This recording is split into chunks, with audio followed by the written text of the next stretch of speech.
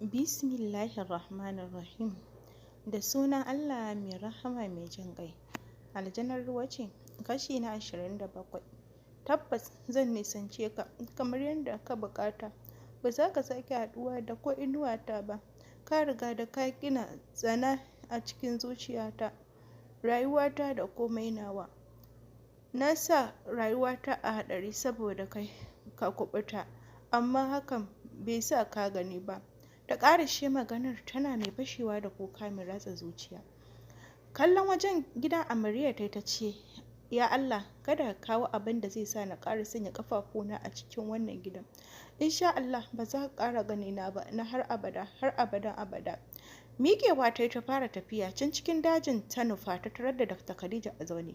Kallon ta Dr. Khadija ta yi cikin ruɗewa ta ce, ‘yata Amarya me ya faru kuma? Me yasa ki kuka?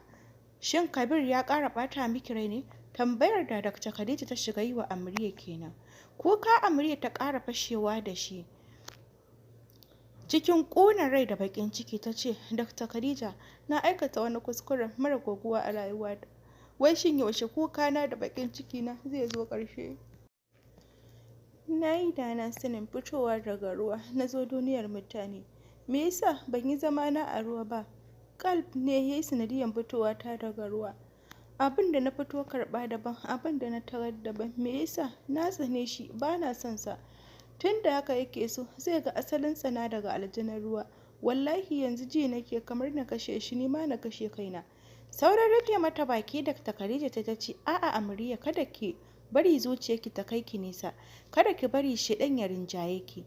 Komai yayi farko zai yi ƙarshe, mahaƙurci mawadaci. Idan kika haƙuri za ki dace. Amarya ta ce, haƙuri na me? Haƙuri na nawa? Wani haƙuri ne ban yi ba a wannan rayuwar? Ya wulaƙanta ni, ya ci min mutunci, zagi ba dare ba rana. Ya ci min ƙasƙantacciya, duka zagi ba abin da bai min ba. To faɗa min, shin na yi haƙuri ko ban yi ba? Na tabbata da wata ce ba ni ba, wallahi sai ta iya kai shi hallaka. Kin ga don haka ya ji na bar masa zoben. Dama rayuwata ba ta da amfani, kuma cikin kwanan nan zan mutu kamar yadda Gumurzu ya faɗa min. Ina so zan ga abin da zan haifa a duniyan nan kafin Allah ya ɗauki raina. Insha Allahu babu abin da zai same ki, cewar Dr. Khadija ta ci gaba da faɗin, kada ki damu. Duk da cewa ahalin Muhammad sun tsane ni sakamakon shirin da Karima ta mun, amma hakan ba zai hana ni na je na bayyana musu gaskiya ba. Dole su san abin da Karima ta shuka. Karima ta yi min abubuwa da dama mar misaltuwa. Ta raba ni da 'yan uwana, ta raba ni da 'yar uwata mafi soyuwa a gare ni. Ta kashe min ɗana wanda iya shi Allah Ubangiji ya bani. Ta sanya na raba ɗa da mahaifiyarsa, ta ƙuntata wa rayuwata. Ta sa na aikata babban zunubi, amma hakan bai sa ta rabu da ni ba. Dole ne na ɗauki mataki a kanta, shiru ba zai yi magani ba, sai dai abu ya ƙara ɓaci. Amarya ta ce, don Allah ina so ki kai ni wajen mahaifiyata, ina so na ganta. Kallonta Dr. Khadija ta ce, zan kai ki kamar yadda kika bukata, amma yanzu lokacin kai ki bai yi ba. Dole sai mun kashe wutar da ke cikin gidan Muhammad kafin na kai ki. Amarya ta ce, ba zan karya rantsuwata ba. Na ce miki ba zan sake ɗora ƙafana a wannan gidan ba. Murmushi Dr. Khadija ta ce, ba zan ga laifinki ba, saboda kina da hujjarki ta yin hakan. Kuma hakan ba zai sa na ji ba daɗi ba. Amarya ta ce, zan ci gaba da zamana a nan dajin har sai lokacin da zan sauka lafiya. A'a Amarya, bai kamata ki zauna a nan ba. Kamata ya ce kin sami gida wanda za a dinga kula da ke. Ki taho tare da ni, zan kai ki gidan ƙawata Dr. Amina, na tabbata za ta kula da ke har da abin da ke cikin ke. A'a Dr. Khadija, ki bar ni na ci gaba da zamana a nan, shine ya fiye min sauki.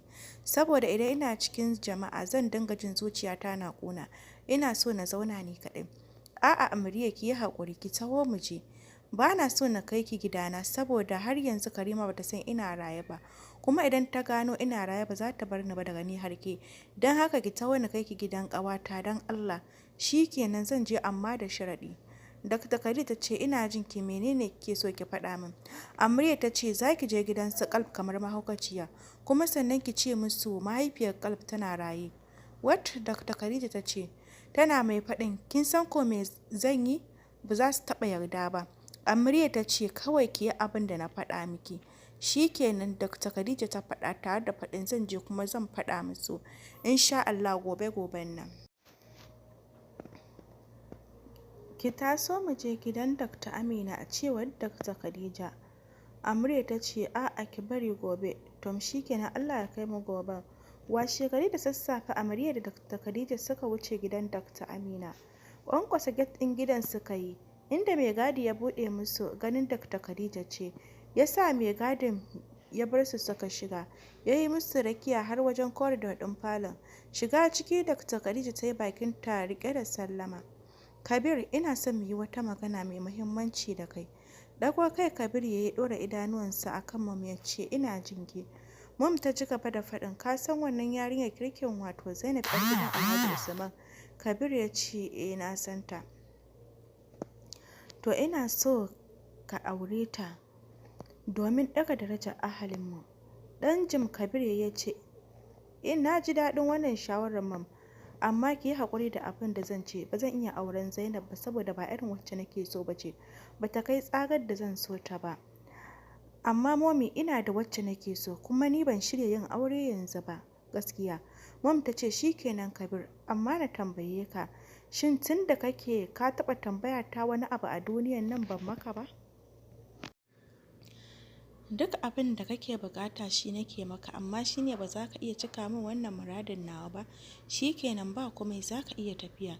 Dafe kansa Kabir ya ce, Mom, ki tambaye ni wani abin ko menene zan yi, amma ban da auren Zainab.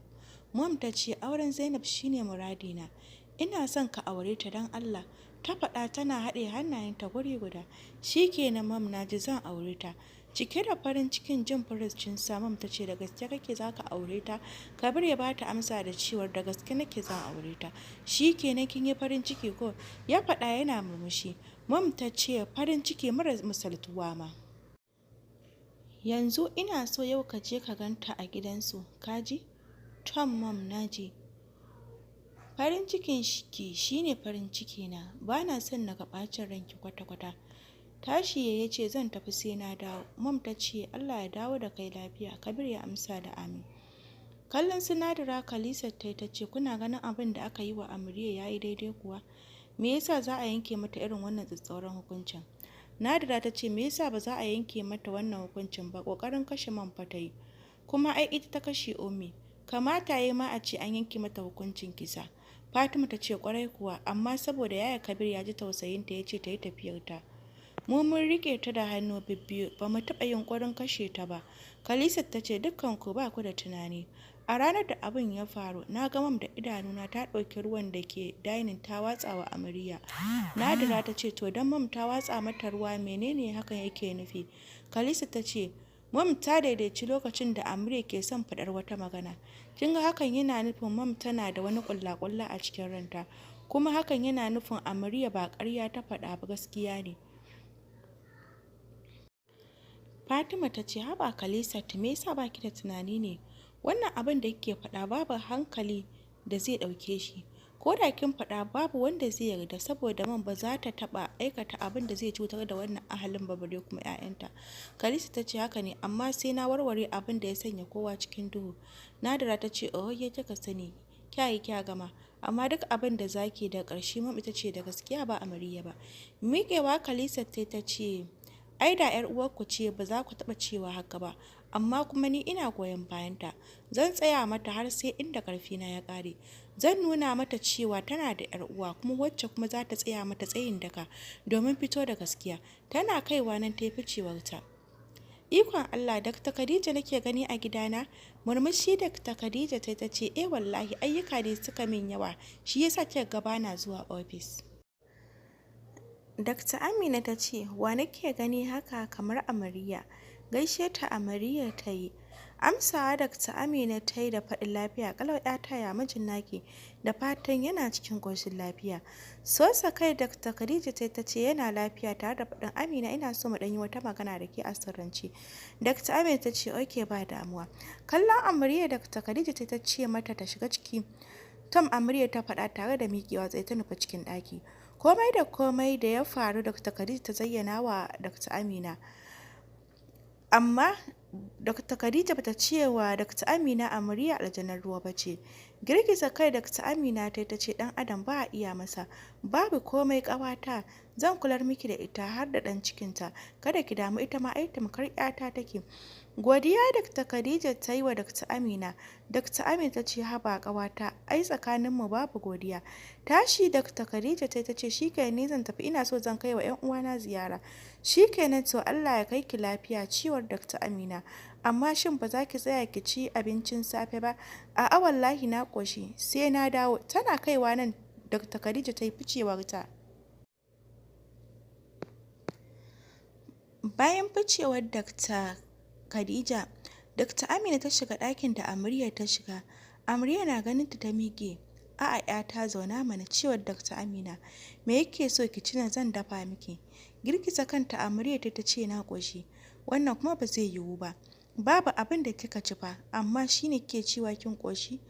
To ki taso, akwai abinci a kan dining.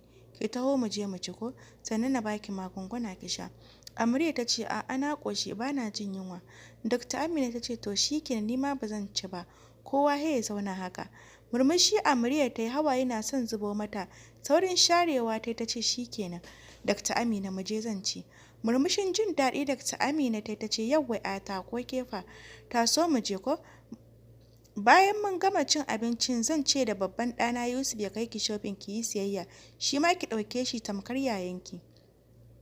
Tashi suka yi suka nufi dining inda suka tarar da abban Yusuf da Yusuf na zaune da alamar su suke jira. Zubawa kowa Dr. Amina ta yi, inda ita ma ta ja gefe ta ɗibi nata suka fara ci. Oh my god, sa Kabir ne yau a gidanmu kuma wai ya zo hira wajena? Tsaki Kabir ya ja.